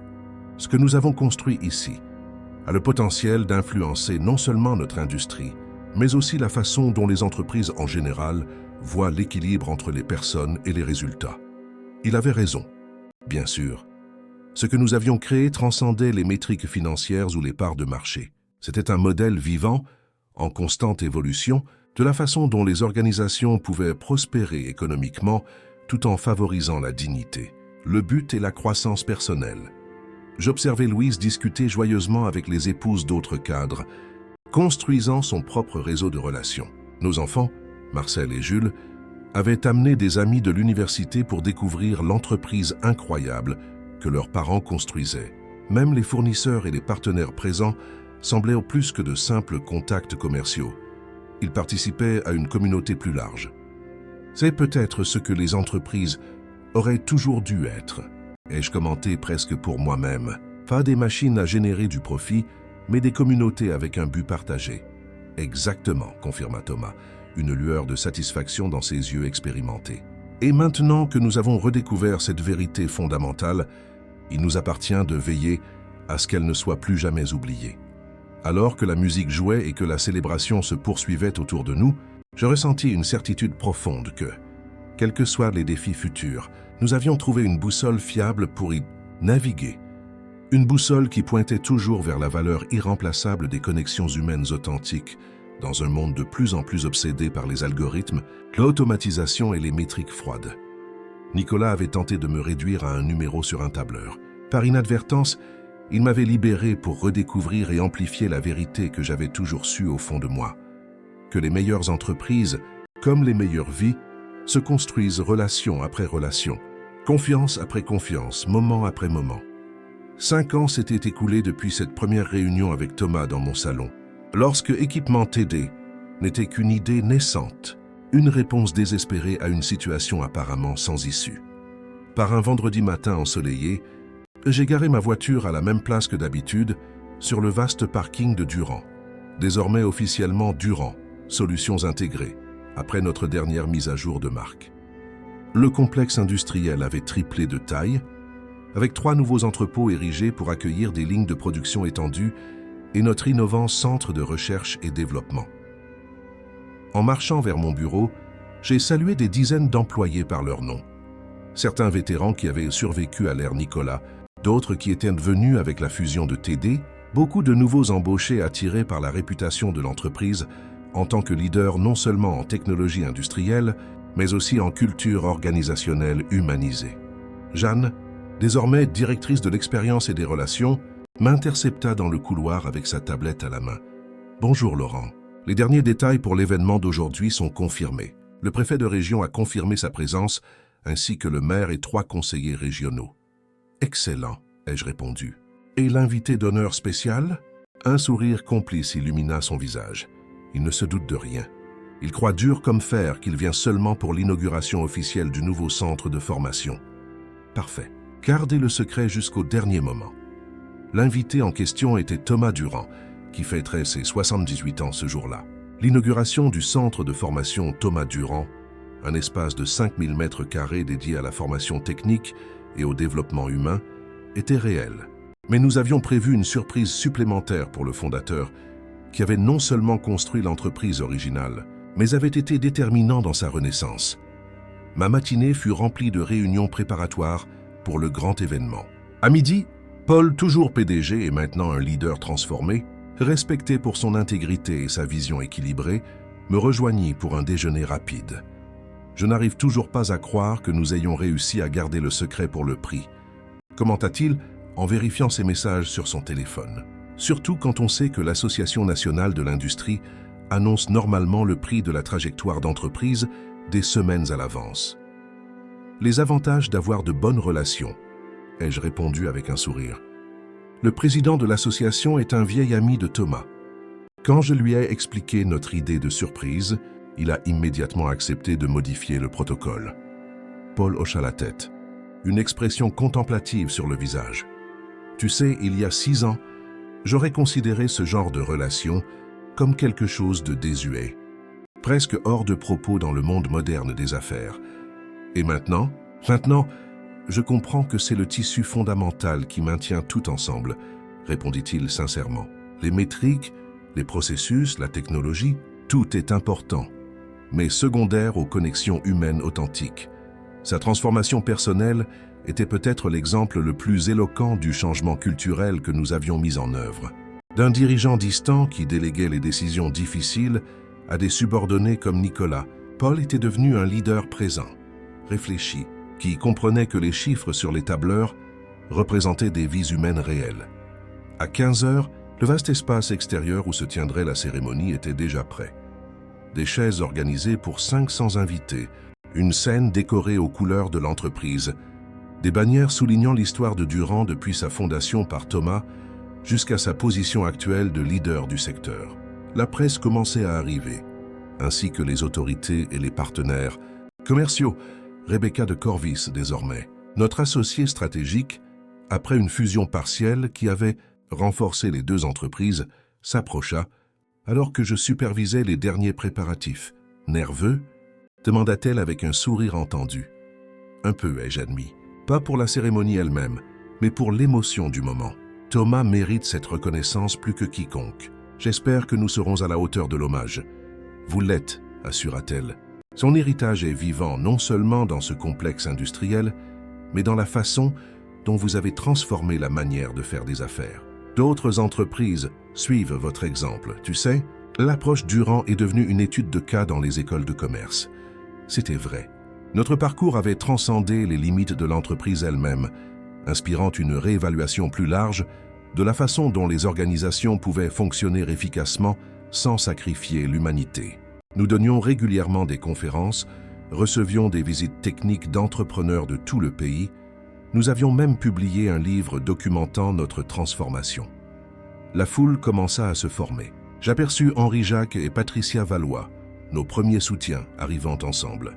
Charles, désormais vice-président des ventes, coordonnait une équipe qui guidait les invités de marque. Marie circulait parmi des groupes de visiteurs étrangers, expliquant en anglais courant les principes de l'entreprise. Des employés de tout niveau participaient à l'organisation, démontrant le sens de la propriété collective que nous avions cultivée. À 16 heures précises, la voiture officielle arriva, amenant Thomas, accompagné de sa femme Régine. Malgré son âge avancé, il gardait toujours la posture droite et le regard perçant qui le caractérisait. Son sourire, lorsqu'il vit l'ampleur de l'événement, me réchauffa le cœur. « Vous avez exagéré », commenta-t-il en me serrant dans ses bras. Une simple coupe de ruban aurait suffi. « Rien n'est exagéré lorsqu'il s'agit d'honorer ton héritage, Thomas », ai-je répondu sincèrement. La cérémonie commença ponctuellement. Le préfet fit un discours sur l'importance de Durand pour l'économie de la région, soulignant les emplois créés et la réputation internationale acquise. Le maire insista sur notre engagement envers la communauté locale à travers des programmes sociaux et environnementaux. Quand vint mon tour de discourir, je regardai la mer de visages attentifs et sentis le poids du moment historique. Il y a un peu plus de 5 ans, commençai-je, j'ai été appelé dans le bureau d'un dirigeant qui m'a informé que j'étais un fardeau coûteux pour l'entreprise, que mon approche de construction de relations personnelles était obsolète, que 3 stagiaires pouvaient faire mon travail pour une fraction du coût. Je fis une pause, observant quelques sourires entendus parmi ceux qui connaissaient notre histoire. Ce jour-là, qui semblait être le pire de ma carrière, s'est avéré être le plus transformateur, parce qu'il m'a forcé à remettre en question les postulats fondamentaux sur la valeur, le but et le succès en affaires. Et il m'a amené à retrouver un mentor qui avait façonné ma vision professionnelle depuis le début, Thomas Durand. j'ai désigné l'endroit où Thomas était assis au premier rang, provoquant une vague d'applaudissements. Ce que nous avons construit ensemble depuis lors n'est pas seulement une entreprise plus grande ou plus rentable, mais un modèle d'affaires qui prouve que l'efficacité et l'humanité ne sont pas des objectifs concurrents, mais complémentaires, que le profit durable à long terme n'est possible que lorsque les gens, employés, clients, fournisseurs, communautés, sont valorisés sincèrement, non pas comme des ressources à optimiser, mais comme des partenaires dans un voyage partagé. J'ai détaillé quelques-uns des jalons de notre parcours, la création d'équipements TD en réponse à mon licenciement, la fusion qui a sauvé Durand de l'autodestruction sous la direction toxique de Nicolas, l'expansion qui avait fait de nous les leaders du secteur, non seulement en part de marché, mais aussi en innovation et en satisfaction client. Aujourd'hui, en inaugurant le centre de formation qui porte le nom de notre fondateur, nous célébrons non seulement un nouvel espace physique, mais un engagement continu envers le développement humain comme moteur de tout progrès organisationnel. C'est alors que nous sommes arrivés au moment surprise. J'ai appelé sur scène le président de l'Association nationale de l'industrie, qui a révélé le trophée caché et a annoncé « C'est avec un immense honneur que je décerne le prix de la trajectoire d'entreprise 2030 à Thomas Durand, dont la vision pionnière, la résilience extraordinaire et les valeurs inébranlables ont transformé non seulement son entreprise, mais ont inspiré toute une génération de chefs d'entreprise à redécouvrir la valeur des personnes dans les affaires. » L'ovation fut assourdissante. Thomas, visiblement ému, chose rare pour un homme habituellement si composé, fut guidé sur scène où il reçut le prix avec des mains légèrement tremblantes. Lorsqu'il arriva au micro, la foule se tut par respect. Cette reconnaissance, commença-t-il, sa voix ferme malgré l'émotion visible, n'appartient pas à moi, mais à chaque personne qui a cru que les affaires peuvent et doivent être menées avec intégrité, vision à long terme et respect fondamental de la dignité humaine. Il raconta brièvement son parcours depuis la fondation de l'entreprise, original jusqu'aux défis récents et à la renaissance, sous une nouvelle direction. Quand j'ai fondé Durand il y a près de 50 ans, beaucoup m'ont dit que mon approche était démodée, que les relations personnelles et les poignées de main étaient des vestiges d'une époque révolue, que l'avenir appartenait aux gestionnaires froids et calculateurs qui voyaient les gens comme des numéros sur des tableurs. Un léger sourire effleura ses lèvres. 5 décennies plus tard, après avoir vu d'innombrables modes managériales aller et venir, une vérité demeure constante. Les organisations sont fondamentalement des communautés humaines, unies par un but partagé. Lorsque nous oublions cela, comme nous l'avons presque fait sous des directions antérieures, nous perdons non seulement notre âme, mais finalement notre viabilité économique. Il me regarda directement, un remerciement silencieux dans les yeux. J'ai eu la chance de trouver, en la personne de Laurent Garnier, quelqu'un qui non seulement partageait cette vision, mais qui avait le courage de la défendre lorsque tout semblait perdu. Ensemble, avec le soutien de centaines de personnes tout aussi engagées, nous avons prouvé que l'avenir des affaires ne réside pas dans la déshumanisation, mais dans la réhumanisation. Les mots de Thomas touchèrent profondément l'auditoire. De nombreux dirigeants présents, y compris certains qui avaient ouvertement raillé notre approche des années auparavant, hochaient maintenant la tête en signe d'accord. Le monde de l'entreprise était en train de changer, lentement mais perceptiblement, et nous étions fiers de faire partie de ce mouvement. Après la cérémonie formelle, la célébration s'est poursuivie par un cocktail dans les jardins de l'entreprise. J'ai circulé entre les groupes, discutant avec les autorités, les clients, les employés et leurs familles. Chaque interaction renforçait à quel point nous avions progressé depuis les jours sombres du régime de Nicolas. Dans un moment de calme, j'ai trouvé Nicolas dans un coin réservé, le regard perdu au loin, contemplant peut-être le chemin qui nous avait amenés jusqu'ici. « Tu penses encore au jour où tu m'as licencié ?» ai-je demandé gentiment. Il se tourna, surpris par mon approche directe. En fait, oui, admit-il, une vulnérabilité inhabituelle dans son expression. J'avais l'habitude de penser à ce jour comme celui où j'ai perdu ma bataille contre toi. Maintenant, je réalise que c'est le jour où j'ai perdu ma bataille contre moi-même. Ces mots m'ont pris au dépourvu. Dans les années qui ont suivi son départ tumultueux de Durand, Nicolas avait traversé des moments difficiles. Sa réputation ternie avait rendu difficile la recherche de postes de direction, et selon les rumeurs, il avait fait face à une profonde crise personnelle. « Qu'est-ce que tu veux dire ?» ai-je demandé. J'ai passé toute ma vie à croire que les affaires concernaient en des chiffres, l'efficacité, les résultats mesurables, expliqua-t-il, une nouvelle humilité dans la voix. Je ridiculisais intérieurement ce que j'appelais l'approche sentimentale de gens comme toi et Thomas. Quand je t'ai licencié, j'étais convaincu que je modernisais une entreprise vieillotte. Il fit une pause, buvant une gorgée de son eau minérale.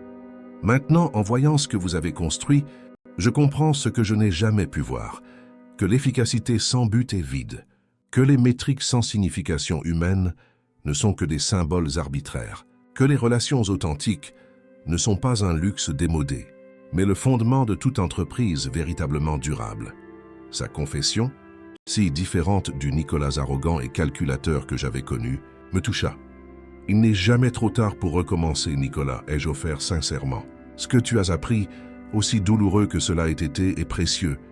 Peut-être, acquiesça-t-il avec un petit sourire, j'ai commencé à donner des conférences à de jeunes cadres sur les dangers du leadership tableur, comme je l'appelle maintenant. Sur la façon dont j'ai perdu une entreprise prometteuse en confondant contrôle et leadership. Ce n'est pas la carrière que j'imaginais, mais elle a son but. Alors que nous nous quittions par une poignée de main hésitante mais sincère, je réalisais que même Nicolas, l'antagoniste de notre histoire, avait trouvé un moyen de transformer l'échec en un apprentissage significatif. Plus tard dans la soirée, alors que la plupart des invités étaient repartis, je me suis retrouvé sur le toit terrasse du nouveau bâtiment administratif, avec Thomas, Paul, Louise et un petit groupe de personnes qui avaient été fondamentales dans notre parcours. La ville brillait au loin, et le complexe industriel en dessous de nous, éclairé stratégiquement, ressemblait à une petite ville palpitante. « Quelle est la suite ?» demanda Henri-Jacques, levant son verre pour un toast informel. « Vous avez déjà révolutionné toute une industrie. Que reste-t-il à conquérir ?» C'était une question pertinente. Nous avions dépassé tous les objectifs que nous avions fixés après la fusion. Notre part de marché national était dominante et nous commencions à nous développer à l'international. Notre réputation d'employeur de choix attirait les meilleurs talents. Nos taux de satisfaction client étaient inégalés. Je regardais Thomas qui sourit et me fit signe de répondre. Le prochain chapitre, commençai-je, pensif, ne concerne pas la conquête, mais la multiplication. Il s'agit d'utiliser notre plateforme pour élever d'autres organisations, d'autres communautés. De démontrer que le capitalisme peut être une force pour le bien lorsqu'il est centré sur des valeurs humaines fondamentales. J'expliquais notre vision récemment développée.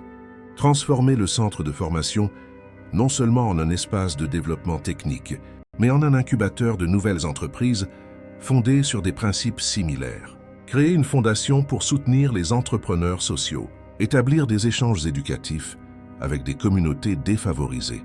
En bref, ai-je conclu, notre prochain défi est de garantir que ce que nous avons découvert ici ne reste pas confiné entre ces murs, mais se propage comme une onde positive à travers notre société. Ambitieux, commenta Rebecca avec approbation. Mais si quelqu'un peut le faire, c'est bien vous. Corvis est prête à soutenir cette vision élargie.